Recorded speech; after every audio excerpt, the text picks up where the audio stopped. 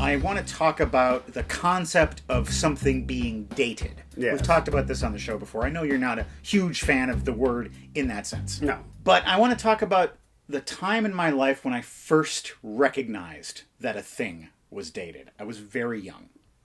I was maybe in the 4th or 5th grade. We were reading some sort of play. It's the mid-'80s. We're sitting in a circle. We're reading this play. Everyone's got their different roles. And this one girl in my class, Connie, she's kind of the lead. And so it's this girl who's, I don't remember what the play is about, but at some point she talks about a boy that she thinks is dreamy or something like that, and she compares him to Robert Redford. Oh. And I remember at the time thinking, no teenage girl is going to be into Robert Redford. They're going to be into Michael J. Fox or John Bon Jovi or something like that. Legal Eagles was kind of a big deal. Rod Stewart did a song for it and everything. So that's when I realized, oh, this play is very old. Yeah. I saw a play called Tribute, which is so dated it should be just buried. Nobody should ever do it again. That's not Thurber, is it? No. This came out in like the late 70s, early 80s. Jack Lemmon was on the stage. He plays an aging cad who's dying. And I saw it done in the Zero-Z's, like 2005 or whatever. And they changed all of the references of this very reference-heavy play into our references, changing Robert Redford into Brad Pitt. And you could tell every single time. What, do you think I'm Brad Pitt? You can just sense it in the play because there's a rhythm from plays in this kind of high point Neil Simon era, even though Neil Simon didn't write it. There was a rhythm in the comedies then, and that rhythm isn't in the 2000s. You're going to do a play from that time. Keep it in that time. You can't just swap in, substitute things and expect the jokes to still work. Yeah. Officer, stop saying that I want to sell you drugs. I've got some postcards here. This one is from David. He sent us number 2 of 3 last time. Greetings from Grand Marais. This is number 1. They came out of order. This Mulholland Drive postcard is from Ryan. I never write fan mail, but I love watching your show, and it made me smile in some pretty patchy times. That's great. I enjoy how the selection of movies in the basement seems to have no pattern. Again, love the show, and both of you. I have some films for Seen It, if you don't mind. Fantastic Planet, The Brood, The Piano Teacher. Just wondering, keep up the great content. Your viewer, Ryan. Yeah, I have not seen those, Ryan. So as long as they're the right length, there's a possibility. And this Andy Warhol postcard, Marilyn Monroe there, is from Brian. I have been watching your videos for almost 2 years now and have watched them so many times. My personal favorite is your review of Hard Ticket to Hawaii. I sent you a box of movies. Hope you got them and more. And hopefully you guys get to review them for the show. Thanks, Brian. We'll find out later in the episode. We've got the Museum of Brands from Grace. I've completed my week in London and have arrived in Bath for my studies. I am 31, but have distinct memories of being nervous in a classroom setting from years ago, hoping that was left behind in middle school. When I was in London, I went to the Museum of Brands. Well, worth going. Lots of fun seeing brands. Yeah, there's a bunch of brands there on the front. Bath, isn't that where that famous bakery is? Is that where the Bakewell shop is in Bath? I don't know about that. Yeah. There's a large Roman bath there. There's a famous bakery in Bath. It's a famous bakery in Bath. Well, if you meet an American man named Matt Anderson in Bath, please say hello from his old friend Craig. Thank you, Grace. This is from Geraldine in Wallingford, Pennsylvania. I know what this is. Geraldine sent us a check, an uncashable check before, and she contacted me, and now she sent one that is cashable. That is a very generous donation. Thank you, Jerry. Thank you. Michael was totally surprised by the birthday wishes on unboxing. Hey. When you go to our website, welcometothebasementshow.com, you can see all of our episodes. There are also PayPal donation buttons that you can click on to support our show with a one-time or rolling monthly donation. Rolling monthly donors, you say. I do say that, in fact, and I'm going to read some of their names right now. Beth, Melanie, Grant, Greg, Adam, Emily, Mitchell, Ralph, Caitlin, Ella, Kai, Mike, Kempson, Benjamin, Jeffrey, Bernard, Thomas, RPC Services, Katrine, JP, Shelby, and Andres. Thank you. More donors later in the show. And right now, viewer questions. Derek Adcox writes, what movie had the meal you'd most like to attend? I have two answers. One for a situation I would like to witness, and the other for the food that would be on the dinner table. Dinner table, Godfather Part 1, Salazzo's famous spaghetti recipe for how do you serve 30 men. I want to taste that sauce. What meal would I like to attend just to listen in? Empire Strikes Back, when Han and Leia walk into Lando's dining room and Darth Vader is sitting there. Yeah. You don't get to hear that conversation. Right. What did they talk about? Did they eat? Did they get to eat? What did they eat? I know. Does Vader eat? Laurie Subert writes, what were your favorite record store day finds this year? Well, how about I show you? I only got 4. There wasn't a lot that was really tripping my trigger this year, but I got some good stuff here. I've got a Sun Records compilation, the Sam Phillips years. This is the Sun Records Curated Record Store Day Volume 9. I have all 9 volumes of this series. They ventured into kind of weird stuff, like weird corners of Sun Records that you haven't really heard of, but this is kind of drifting back into familiar territory. Johnny Cash, Carl Perkins, Jerry Lee Lewis, stuff like that. They worked with Sam Phillips? What, do you have any sort of photographic evidence of this? Along that same line, I got the Everly Brothers, Hey Doll Baby. Check this out. Check this out. Hey Doll Baby. On baby blue vinyl. Oh. Yeah, isn't that nice? This is just a really solid compilation of Everly Brothers. It's one of those things where you listen to it and you think, oh, they did that one too. They did that one too. Right. And that one and that one. Yeah. And also, even for someone like me who's a fan of 50s rock, I'll think of the other Everly Brothers and I'll think, well, who really cares? But then you listen to them and you realize how great they are. Yeah.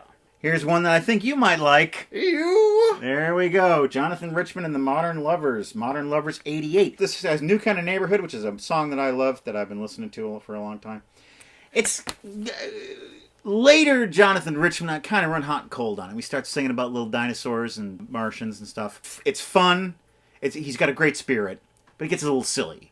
This is like the middle ground between that. Like, this is still kind of like Modern Lovers rock and roll, but he's drifting into the whimsical things that make him happy. I do have to say, I'm a Little Dinosaur was a go-to lullaby for Lorenzo. Of course it was. Oh, and also this one is on sky blue vinyl.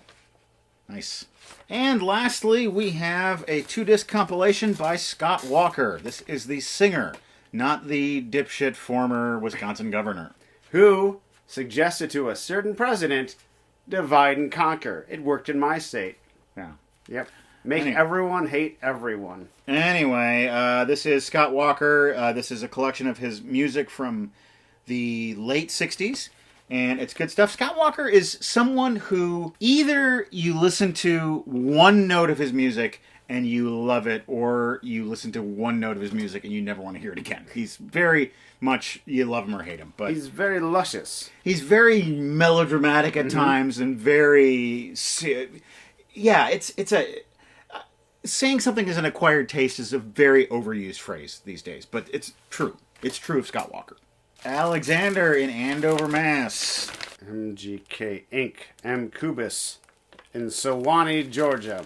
Alexander includes no note, and he includes 3 DVDs. That's how Alexander likes to roll, and we like it too. We've got The Mummy, Tomb of the Dragon Emperor, Megalodon Rising with Tom Sizemore. Oh, nice to see Tom still getting work. Army of One, starring Nicolas Cage and Russell Brand.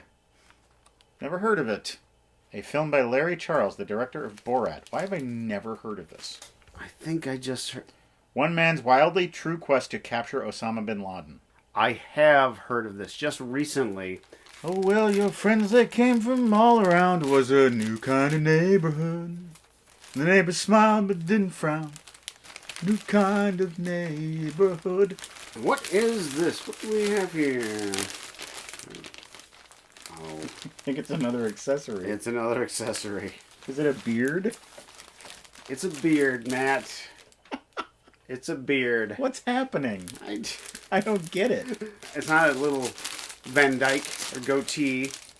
It's the full Rick Rubin. It's fantastic. I'm in the Soggy Bottom Boys. Here it is. Glasses, please. There's the glasses, yeah. Okay. How's my hairline? Not great, but it works. So who do I look like? I don't know. God? Do I look like God? I don't know. Do I like God in a hippie's fever dream? What's the next thing we're doing on the show? Possibly some outtakes from the last episode? Possibly.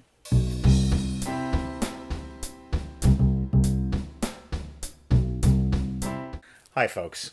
It's just your old pal Matt, here on the couch by myself, and I want to talk to you. I want to talk to you about something very important. Sometimes life can throw challenges at you, and sometimes it can feel like it's just too much. And you might want to turn to something to make it a little more easy. One pill makes you larger. Somebody must have really slipped you a bad pill.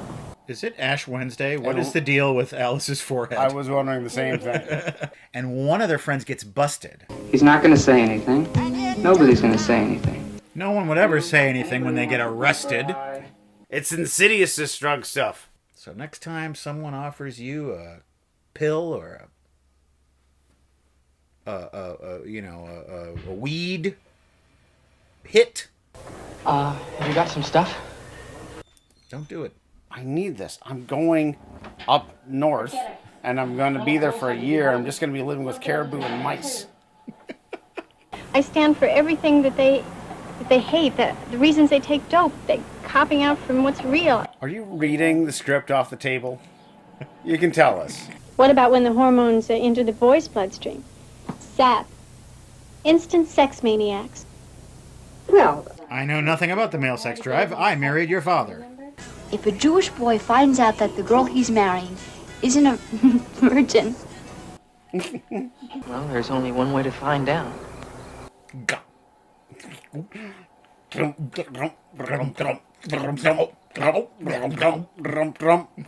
One pill makes you larger, and one pill makes you small. Keep it together, Alice. You can do it. We believe in you. Me and Craig, the Basement Boys. We believe in you, Alice. The Basement Boys. That should have been the name of the show. Damn it. Joel, how about staying for some cold ham and potato salad? Cold ham? That's my favorite. But the potato salad's very warm. Yeah, the potato salad is boiling hot. And the ham has been frozen with liquid nitrogen. I don't know why I'm sitting here this whole time. I had a co-host, I had a crew. This used to be a show. Now it's just, I don't know what it is now. She was in the closet and thought that she had been buried alive.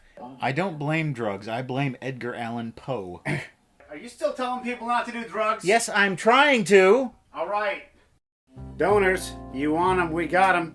Anthony Reed Jed, Guide, Jeff, Catherine, Brett, Peter, Stephanie, Dave, Jared, Ryan, Marissa, Stefan, Alfred, Kieran, Lindsay, Chris, Laura, B.A., Mikey D. Let's open those last two packages. I want that big one. It is very heavy. I think this is the heaviest package we've ever received on the show. It's right here. It is from Jorge in Ogden, Utah. This is from Lulu in Pembroke Pines, Florida, but I think Lulu might be some sort of corporation. I think that's another accessory. Really? I think it is. I can't wear any more, man. Too bad to get two in the same show, but we'll just have to deal with it. I think this might be a box of bricks. Is that a bat ear? Or a hat? A bat hat? There's a tag. What does the tag say? Everybody's laughing on planet Earth, is what it's saying. Oh, is that like a Revolutionary War hat? I don't know. It's all crumpled up. It is crumpled up. Trying to expand it. What is it supposed to be? Is it a hat? It's a hat. It's not a codpiece, I hope. Putting it on my head. It's got no logic to it. Now, farther back, Give it to farther me. forward. Just give it to me. I doff it to you. Why does it have these weird folds in it? I'm so confused. I don't. You know, if you could get some sort of definite shape about it, it would be very effective against the elements. This is Jorge, the same one who sent you those crossword puzzles from a while ago. Hey, I remember that. I work at a book distributor, and this past Employee Appreciation Day, they were giving away a bunch of books and other things. It was all old stock they couldn't return and just wanted to get rid of. So I grabbed some books that you guys may like, along with some movies that I think you guys might like and may even cover on the show. Oh, that's cool. This is a box full of stuff. First, the movies. We have Behind Enemy Lines. Owen Wilson's first foray into action. Extreme DVD, Terminator 2, Judgment Day. Ooh. Escape from Tomorrow. Oh, that's the movie that they filmed inside Disney World without Disney World's permission. Oh, okay. More Schwarzenegger in Eraser. I'm not going to be able to hold all these. The Velveteen Rabbit. Look at that. Which celebrates its 100th anniversary this year. The book, not the movie. Independence Day, not that one. A different one with a different spelling. Independent Day. And now the books. Each book talks about the history of each Marvel character. I hope you or someone you know may like it. Ooh, wow. The Little Box of Marvel Superheroes. Spider-Man, Iron Man, Captain America. These are Taschen books. That's not bad. A Brief History of Album Covers. Oh, man. Yeah. Yeah, look at this. How about this one right here? Matt, this is for you. This was inspired by the Zatoichi report. Ah. Where's Ringo? He's hiding, that mischievous little drummer. And we got another Where's Ringo. There's one for each of us. There we go. I think you're going to want to take this one home. Give this to Craig. I think his kids would like this. Rudolph the Red-Nosed Reindeer, Deluxe Original Edition. I'm familiar with that story. Oh, I think... What? This is a factory defect, I believe, because inside, it's upside down. Nice. Maybe it's like that postage stamp that's so valuable. Yeah. But oh man, these illustrations are so cool. Look at that.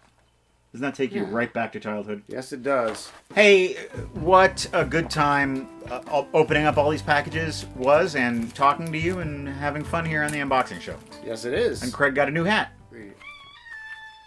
Album covers. That's really cool.